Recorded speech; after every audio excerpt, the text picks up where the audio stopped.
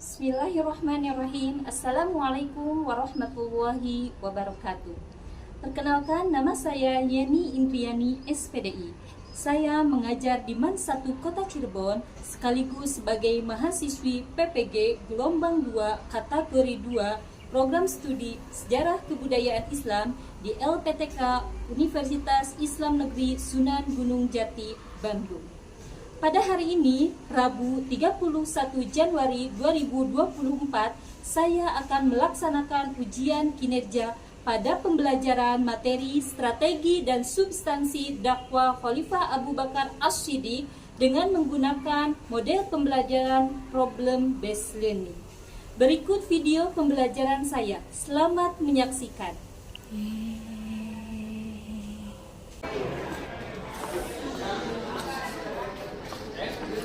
Assalamualaikum. Waalaikumsalam. Selamat pagi anak-anak. Pagi. Oke, sudah berdoa belum? Silakan disiapkan dulu ya untuk berdoa karenanya. Sebelum belajar, mari kita berdoa. Berdoa mulai.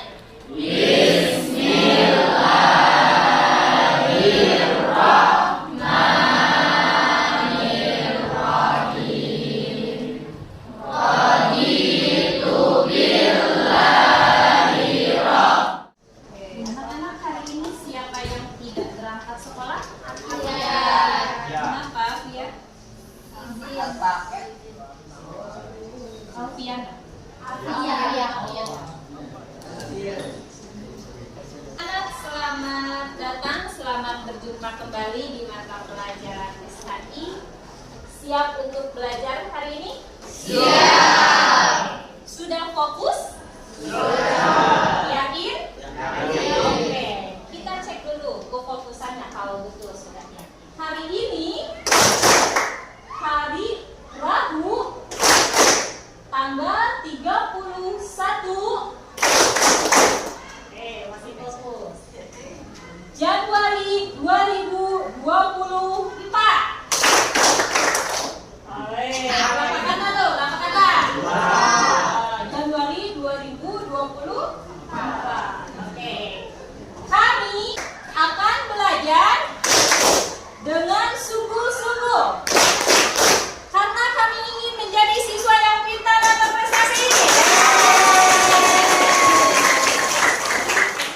Untuk hari ini kita akan melanjutkan materi dari yang terakhir semester 1. Ada yang masih ingat tidak semester 1 kita belajar materi terakhir tentang apa?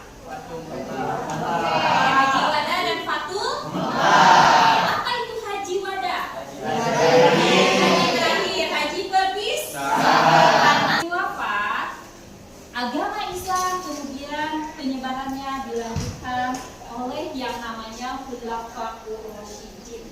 Nah, hari ini kita akan belajar tentang dakwahnya, strategi atau substansi dari Khalifah Abu Bakar As-Siddiq atau Khalifah yang pertama.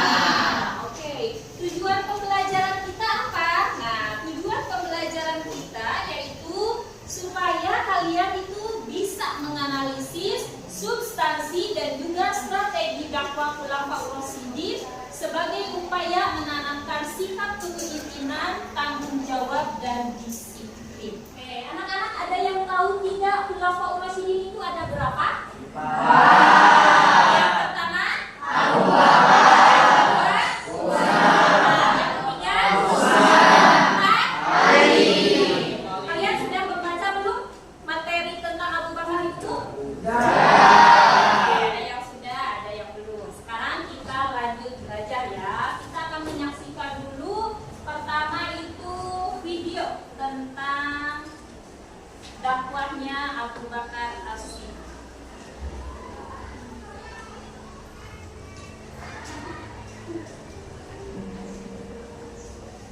Sepeninggal Rasulullah, kepemimpinan Islam digantikan oleh kepemimpinan Khulafaur Rasyidin yang diawali oleh Sayyidina Abu Bakar selama 2 tahun dari 632 hingga 634 Masehi atau 11 hingga 13 Hijriah. Abu Bakar terpilih sebagai khalifah pertama menggantikan peran Rasulullah dalam memimpin negara dan umat Islam. Waktu itu, daerah kekuasaan Islam hampir mencakup seluruh semenanjung Arab. Sebagian diri dari Islam pasca wafatnya Rasul. As-Siddiq juga berperan dalam pelestarian teks-teks tertulis yang menjadi kitab suci agama Islam Al-Quran serta perluasan wilayah kekuasaan Islam, kemunafikan merajalela, orang-orang Arab murtad, dan para sahabat Ansor menyimpang. Oke, anak-anak, filmnya sudah selesai? Sudah disimak? Ya. Sudah disimak? Sudah. Oke, jangan lemes, semangat. Oke, Ibu ingin ada di antara kalian yang menyampaikan kesimpulan dari film yang kalian lihat tadi tentang apa? Oke, siapa yang mau? Siapa yang berani? Angkat tangan. Oke, silakan. Jadi kesimpulan dia itu mengisahkan kepemimpinan Khalifah Abu Bakar As-Siddiq, bahwa Abu Bakar itu orang yang amanah. Walaupun mendekati ajalnya, beliau tetap memikirkan harta umatnya. Oke, sudah. Oke, Gun kasih tepuk tangan. Ada lagi? Oke, silakan. Bisa. Apa? Abu Bakar As-Siddiq merupakan khalifah pertama dan beliau itu menjabat selama 2 tahun. Ya. 632 Masehi sampai 639 Masehi. Oke. Terus? Beliau juga mengumpulkan mushaf-mushaf Al-Quran. Oke. Good, lengkap sekali ya jawaban dari kedua teman kalian. Boleh kasih tepuk tangan lagi? Dua orang teman yang sudah berani menjawab, Ibu kasih. Boleh memilih? Oke. Sayangnya Mbak tadi kan udah. Tadi yang disampaikan oleh teman kalian sudah sangat lengkap ya terkait perkembangan dakwah Islam masa Khulafaur Rasyidin Abu Bakar As-Siddiq. Nah, Abu Bakar As-Siddiq ini memiliki nama lengkap Abdullah bin Abu Quhafah, yaitu seorang anak dari ayahnya yang bernama Abu Quhafah dan ibunya Ummu Al-Khair Salma binti Sahab. Nah, kelahirannya itu strategi atau substansi dakwah dari Khalifah Abu Bakar As-Siddiq. Nah, tadi seperti yang dijelaskan oleh Anissa, ada beberapa langkah yang dilakukan oleh Abu Bakar sesuai dengan yang tadi disampaikan di video. Yang pertama yaitu memerangi nabi palsu. Sampai sini dapat dipahami? Oke. Ada yang ditanyakan? Tidak. Kalau tidak ada yang ditanyakan, sekarang Ibu akan membuat kalian menjadi 4 kelompok. Siap ya? Bismillahirrahmanirrahim.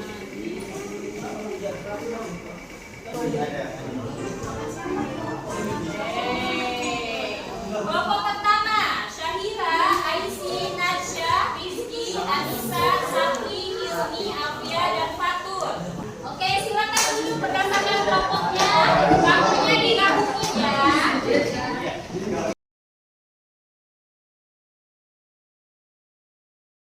Anak-anak sudah duduk dengan teman kelompoknya? Sudah. Anak-anak, Ibu nanti akan membagikan lembar kerja.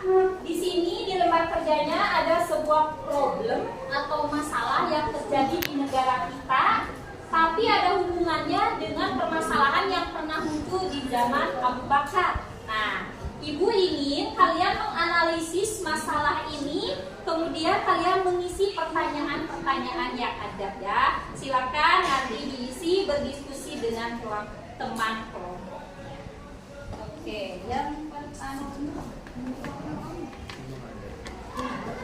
Silakan. Yang kedua. Yang dibacakan sama satu orang, yang lain mendengarkan. Yang ketiga. Dan yang keempat. Silakan dibaca satu orang, didengarkan dan didiskusikan ya. Dikasih namanya.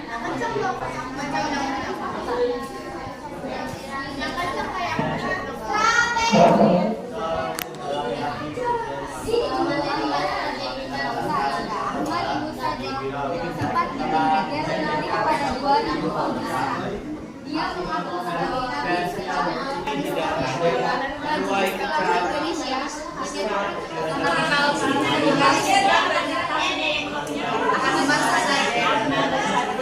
Pengikutnya banyak?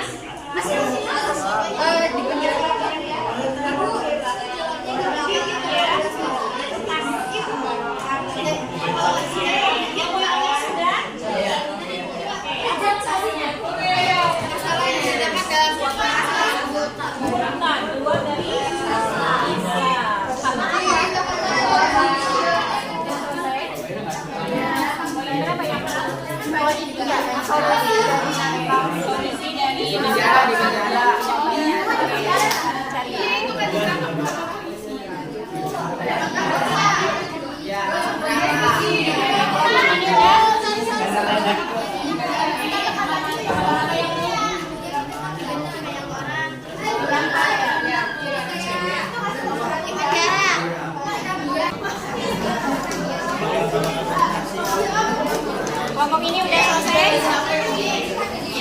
Berapa yang ikutnya?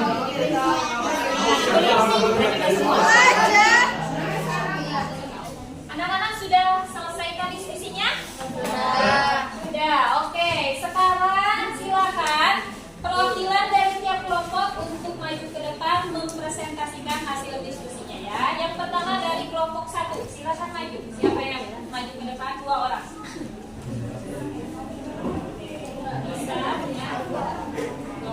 Tolong didengarkan ya, silakan.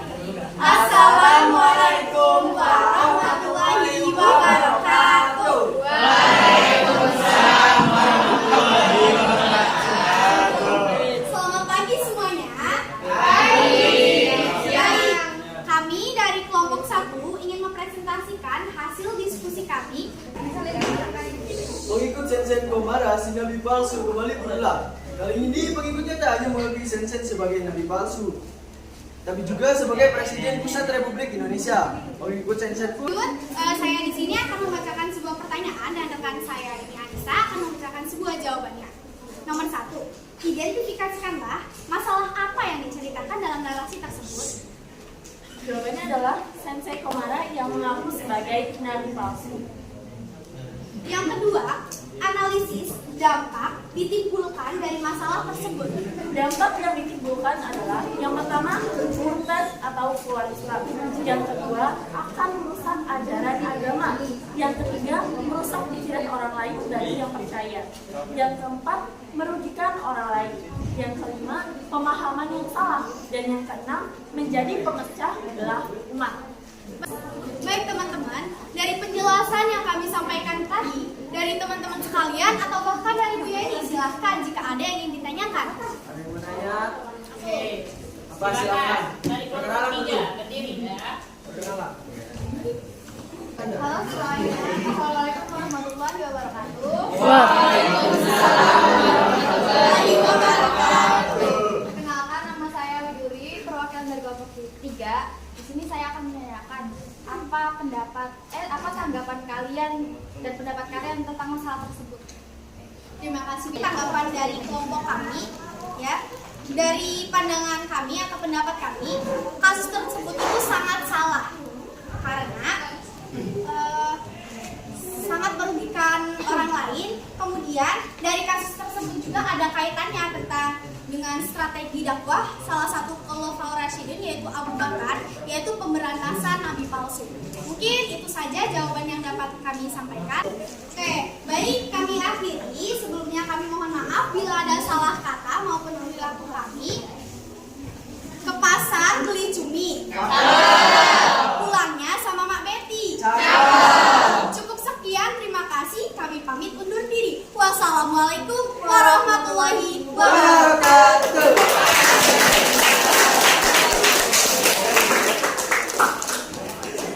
Terima kasih kepada kelompok 1 yang sudah menyampaikan hasil diskusinya dan ditutup dengan pantunnya indah. Silakan untuk kelompok 2 maju ke depan. Assalamualaikum warahmatullahi wabarakatuh.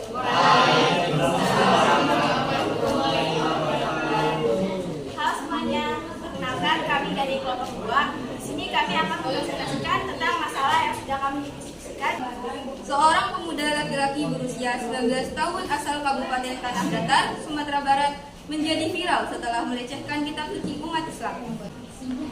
Baik, terima kasih Kayla atas presentasinya. Kita akan lanjut untuk membacakan pertanyaan-pertanyaan kepada Anggun. Nomor 1. Identifikasilah masalah yang diceritakan dalam narasi tersebut. Nomor 2. Analisis dampak ditimbulkan dari masalah tersebut. Peristiwa tersebut berdampak pada diri sendiri dan lingkungan sekitarnya. Dampak pada diri pelaku adalah dibenci oleh banyak orang, dijerat hukum pidana, dan tidak mendapatkan syafaat dari Nabi Muhammad. Dampak lingkungan sekitarnya adalah penistaan agama dan mempermalukan keluarga pelaku. Assalamualaikum warahmatullahi wabarakatuh.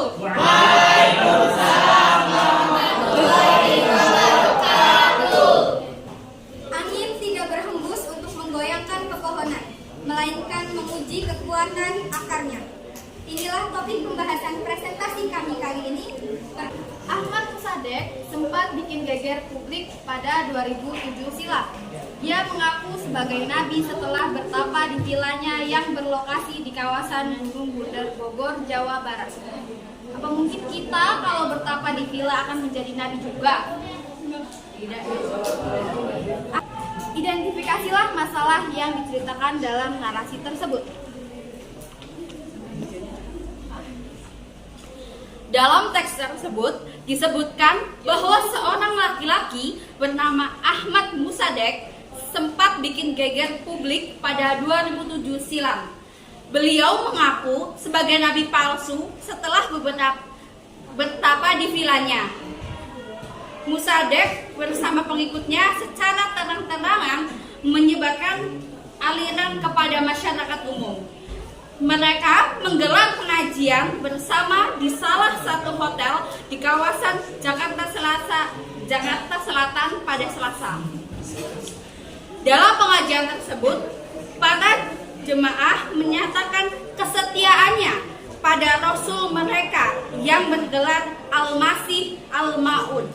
Tiga, analisis solusi yang bisa dilakukan dalam menyelesaikan masalah tersebut. Menurut kami, dengan menangkap si pelaku, pembuat aliran sesat atau si nabi palsu, dan membuat kebijakan baru tentang sanksi yang seberat-beratnya untuk pihak-pihak yang menyebarkan aliran sesat. Ada yang ingin bertanya? Yaitu bagaimana respons kritik yang harus diberikan masyarakat ketika ada seseorang yang mengaku menjadi nabi palsu dan sudah memiliki jumlah pengikut yang banyak. Terima kasih menjawab dari pertanyaan kelima kelompok 4. Pastinya ya kita harus menguatkan iman kita, dan zaman sekarang itu kan ada media sosial. Jadi kita menggunakan media sosial sebagai sarana kritik mengkritik bahwa aliran tersebut itu sesat, dan pengikut yang banyak itu mereka sudah mempercayai, sudah tersesatkan pada aliran tersebut. Di media sosial kan pasti ada positif dan negatif ya. Kita harus mengambil sisi positifnya. Kami harap semoga yang telah kami sampaikan dapat bermanfaat bagi kita semua. Jika ada kurangnya kami mohon maaf, jika ada lebihnya ambil aja, kita ikhlas. Jangan sama Duda, jangan lupa memberi good time. Terima kasih atas perhatian Anda, and see you next time. Wassalamualaikum warahmatullahi wabarakatuh. Anak-anak, terima kasih untuk kelompok 3. Sekarang silakan maju kelompok 4. Ya, kelompok terakhir. Assalamualaikum warahmatullahi wabarakatuh.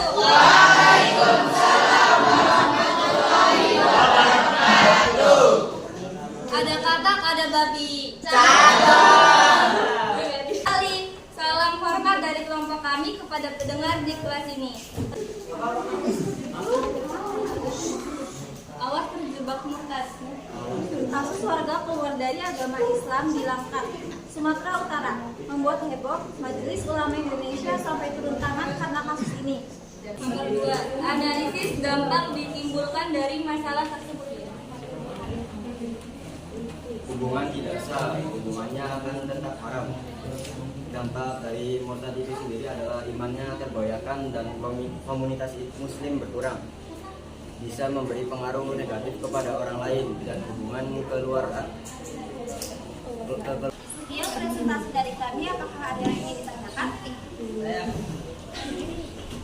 Oke, silakan. Apa tanggapan dan pendapat kelompok kalian jika ada dari keluarga atau saudara yang murtad atau Islam?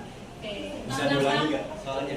tanggapan dari kelompok kalian jika ada saudara atau keluarga kalian yang murtad. Gitu ya? Pertanyaan dari Khalif Fadri. Nah, menurut tanggapan kami, yaitu adalah menasehatinya dengan cara baik-baik. Nah, yang kedua adalah mengajaknya untuk memeluk agama Islam kembali jika memang benar-benar kuat dan jangan terpengaruh ajakan orang lain, baik itu pasangan, teman atau sahabat. Dan menjalin tutup presentasi ini. Wabillahi taufiq wal hidayah. Wassalamualaikum warahmatullahi wabarakatuh.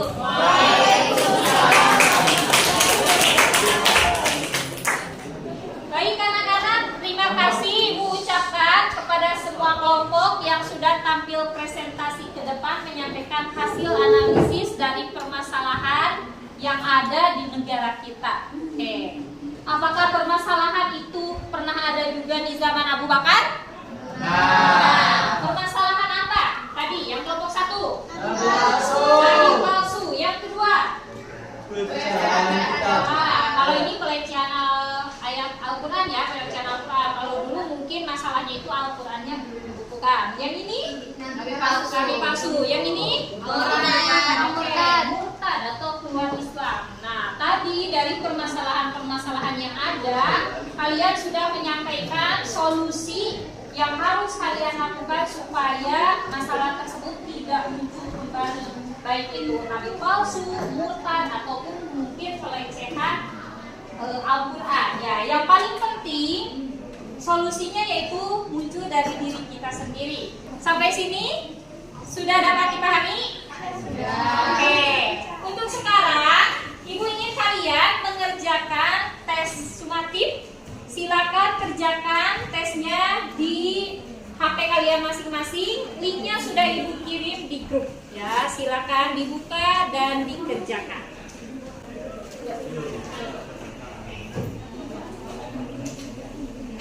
Di grup kelas ya, grup SK.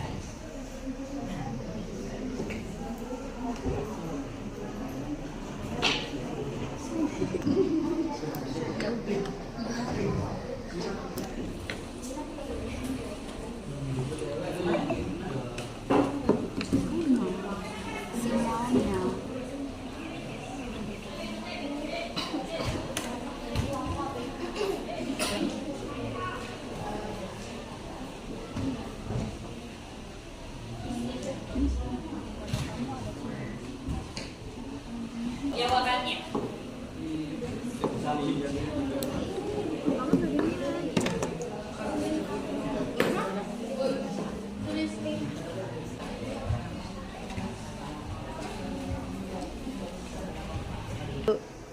Oke anak-anak, sudah selesai mengerjakan tesnya?